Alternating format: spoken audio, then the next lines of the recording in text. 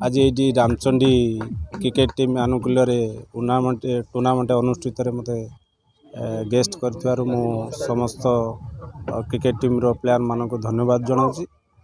आज ये अष्टमतम cricket tournament अनुष्ठित होची।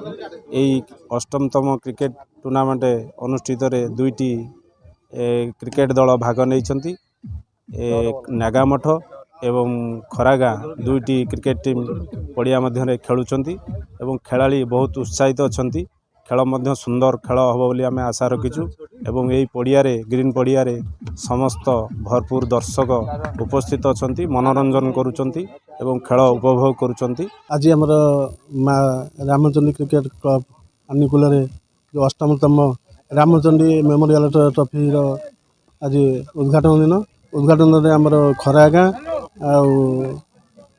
खरागाँ नागामठ मध्य अनुष्ठित हो खेला मैंने बहुत उत्साहित अच्छा यह 8 दिन व्यापी अनुष्ठित हम आमर कोणार्कपुरी मेंढेबी रोड खालकटा पाटणा ग्राम माँ रामचंडी टूर्नामेंट अनुष्ठित होती। आज उद्घाटन मैच मत उद्घाटन आज मत अतिथि भाव डाक ऑर्गेनाइजेशन टीम की मुझे धन्यवाद जनाऊँ।